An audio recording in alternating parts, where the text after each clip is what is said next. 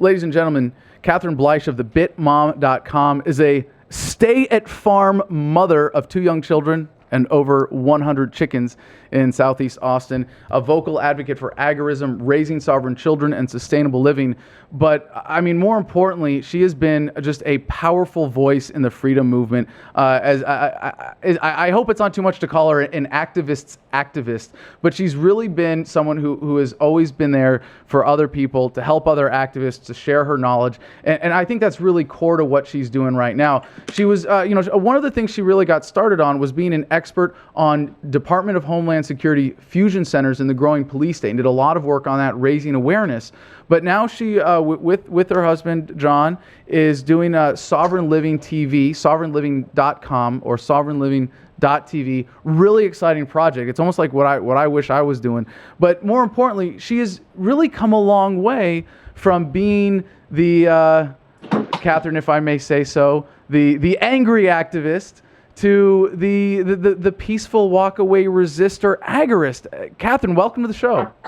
Thanks for having me on, Adam. I'm trying to figure out how to turn these miners off in the background. Are they too noisy? No, you're coming in great, loud and clear, Okay. and you're giving us an interesting walking tour of whatever room you're in. But if you're surrounded by Bitcoin mommers, that's certainly appropriate.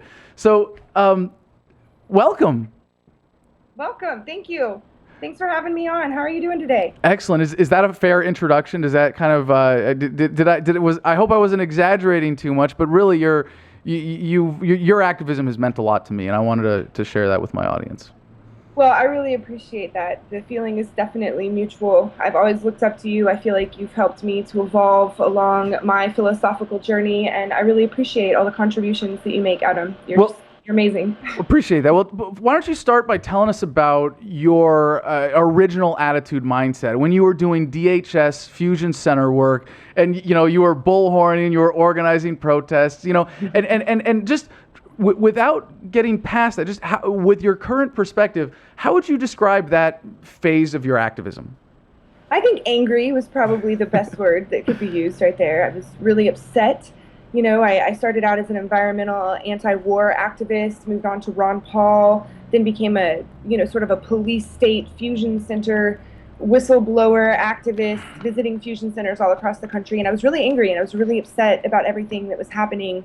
And I was loud about it. And I think in many ways that was good. It helped me to learn, to evolve, to grow, to experience some really phenomenal things. But it did result in me being arrested twice, which was really traumatic for me. Neither of the times I was anticipating the arrest or planning for the arrest, and it just sort of happened. And it was traumatizing for me. I guess there's no other way to put it. And so that began an evolution for me where I decided, instead of trying to fight so hard, that I would focus on myself, and I would try and grow as a human being so that I could prepare to be a mother and to raise the next generation, because I believe we are all so conditioned and so brainwashed at such a deep level that those of us who, right now are at the point where we are, where we're evolving and we're growing as activists and our understanding of the world and of our philosophy, but we're still having to deprogram every single day. I'm finding new ways that I am programmed and that I have to, stop, Kat. Like, you're doing this because, and I can find the root in my childhood. So now I want to focus on raising sovereign children. Hold on. I want to go back to this because I think there are a lot of people in the Adam versus the Man audience and in the movement still who are still in that angry phase. Why was that suboptimal? Why was that not as satisfying for you? Why was that not as effective or as you could have been? Ultimately, it's extremely divisive. It's divisive with the general public. No one wants to listen to someone yelling. They can't hear what you're saying. All they can feel is your intensity. And so they put up a wall, and they're not going to be willing to listen to that. So it can be, just the average Joe on the street listening, a politician, or even your own activist friends. I noticed that in Ron Paul 2008 organizing committees, there was a lot of infighting and arguing, and I heard it happened again in the 2012 Ron Paul campaign. So, when we're walking around angry and expressing ourselves in ways that are, sort of eruptions of emotion, it becomes disruptive to our ability to move forward strategically and our ability to build strategic alliances with people who we may agree with on one or two issues, who maybe haven't been introduced to the full philosophy of freedom and the full philosophies of liberty and sovereignty. And maybe they agree with you on one or two things. So instead of yelling at them about the areas of disagreement, when you start working together with peace and love in your heart in the areas you do agree, you're able to teach more people, and they're able to walk the walk with you and go out, and in the end you spread more of that which you intend to spread. Well, tell us a little bit about your transformation. Was there a moment when you were like, wait a second, I'm doing this wrong? Yes, I remember it exactly. I was in Kansas City. John had just broke up with me on the way home from Pork Fest because I was such a train wreck over my arrest at the Nashua 420 thing that went down. It was a little smoke out. They arrested a young black boy, and I was very upset about it. And I was in the officer's face with the camera. I got arrested, and I spent 6 months drinking a lot of wine, obsessing over police brutality videos, and I was absolutely miserable. And John couldn't stand to be around me, quite frankly. Like, I wasn't a happy person. So he left me at Tracy Ward's house in Kansas City, and I had 5 weeks to sit there and figure out what it was that I was letting own me, because I wasn't owning myself. I had allowed all of this negativity and violence in the world to sort of captivate my heart and my mind and my attention, and it made me a very unhappy, miserable person that even the closest person to me couldn't stand to be around. And it was there at Tracy's house. I remember I did a lot of journaling, I did a lot of art, and I really realized that I had lost touch with myself, and I had no idea who I was or what I was doing or why I was doing it. And I decided I was going to go live on a farm. And so then I spent, that was probably 3 weeks into being at Tracy's house. I decided, I have to go get to know the universe again. I have to go get to know the world. I have to learn what it takes to provide for myself and to live as a truly sovereign being. Well, hold on. Before we get into your current attitude and what you're doing now, I mean, I'm good friends with Catherine and her husband John, and I don't even remember which one of you I met first, but I met you both separately, and it was beautiful to see you guys come together. I mean, you're like, the premier power couple of the movement right now, and I didn't know that you broke up. And yeah. I'm fascinated by this, and because you've gotten back together and you have such a beautiful, strong relationship now, and I've seen you together with your kids, and I've hung out with you, and you would never know, but it's a very perfect explanation. You were being less than yourself because you were in this angry, disturbed state of mind. He wanted to get away from that. How did you get him back? I didn't get him back. I just found peace, and he found me. And he realized that through the process of us breaking up, I found myself again, and I found joy in being outside and in the sunshine and in gardening and in taking care of myself. And he fell in love with that.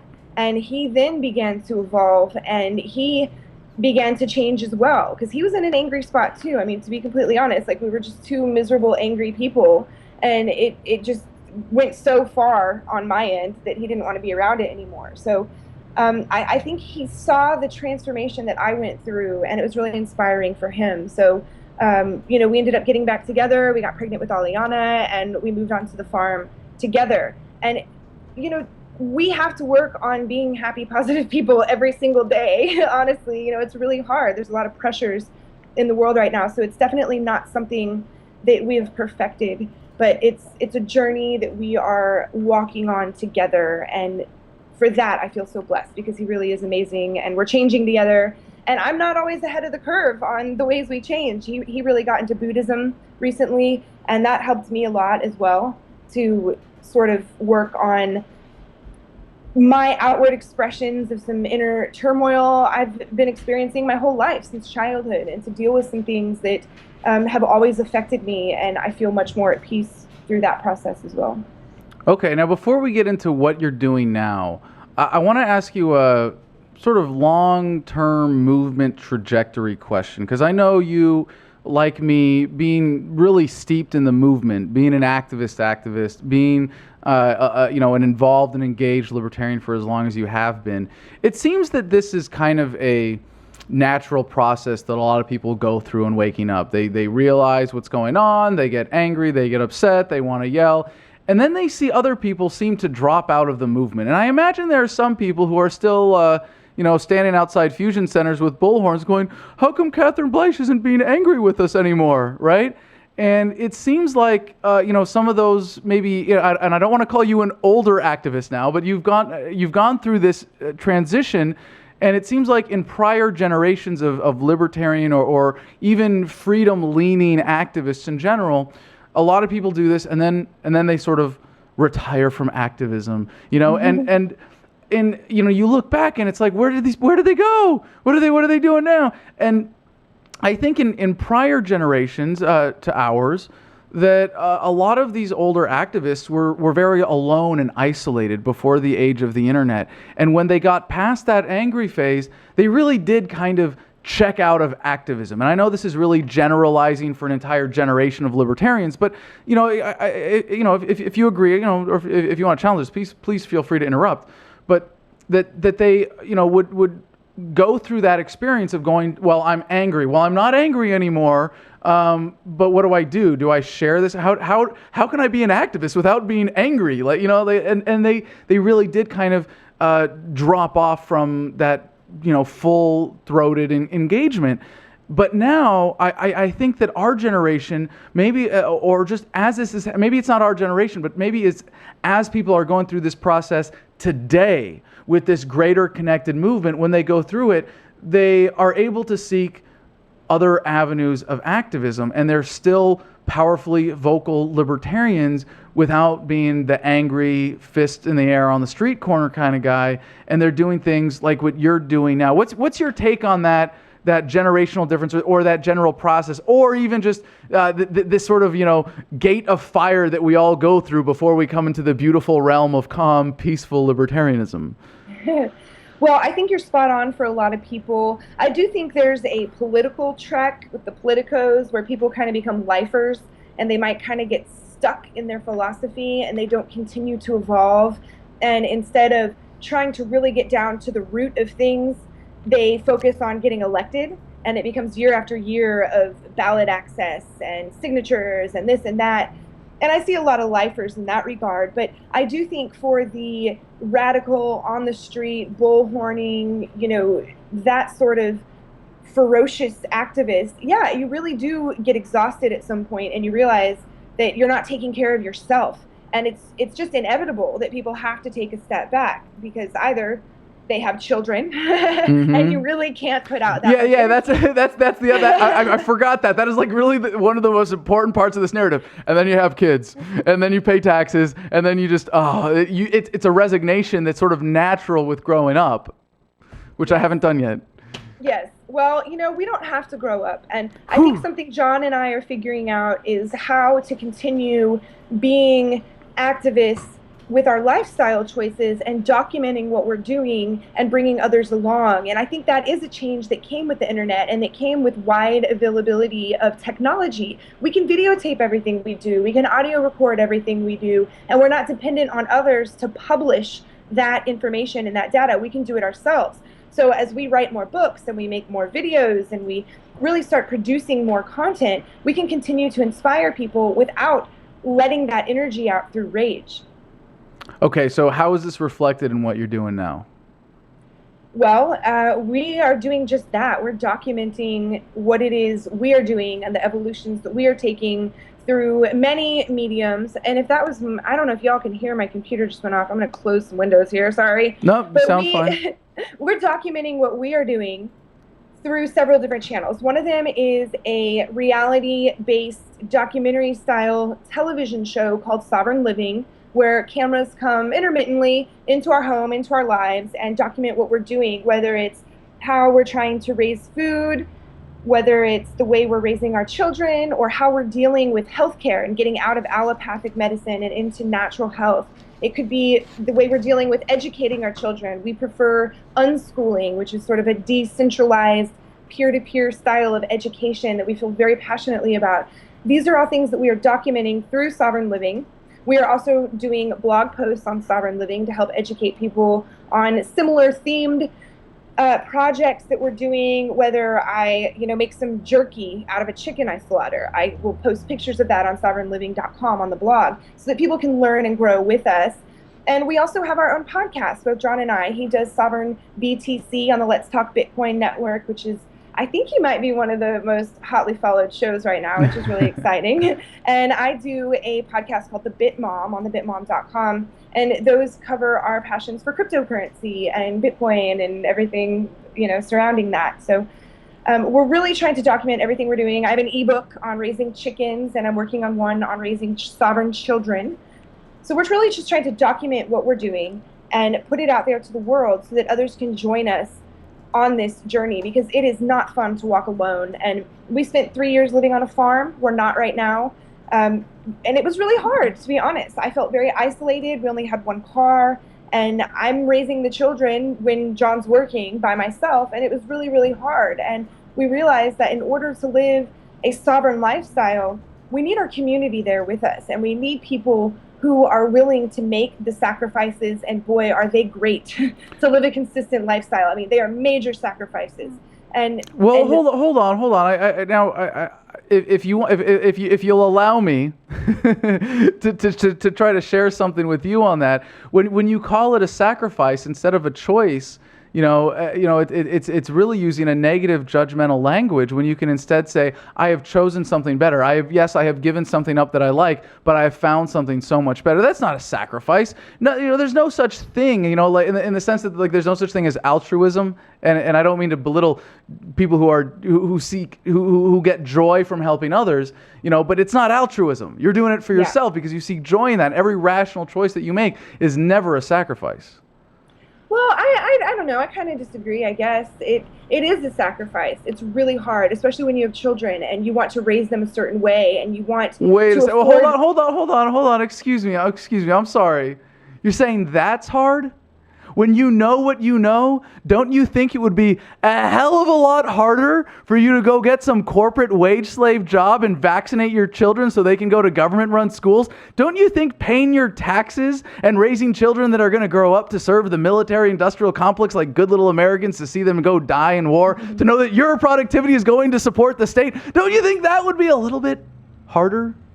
It would be I would never make that choice. Exactly. So, yeah, I mean, okay. You would have to pull me. But the physical stress that it takes to raise children yourself and not send them off to someone else when you live in a society that is based around nuclear families. Right. I believe that it puts a huge burden on both parents, because John has to work really hard to come up with X amount of dollars, and I have to work really hard to watch the kids all the time, and we don't have time together alone. And these are sacrifices that we made willingly, and they're choices. Right. But they are sacrifices that even parents in our movement aren't necessarily willing to make. Right. To feed your children only organic food, that means you don't get to go out and spend your money on yourself. Like I'm buying organic food for 4 people right now. That's hard. Yeah, sacrifice a little bit of your discretionary budget so that you're not poisoning your kids. Yeah, let's make that sacrifice. That's a good one. Yes. Yeah, it's huge, but it's hard. It really is. And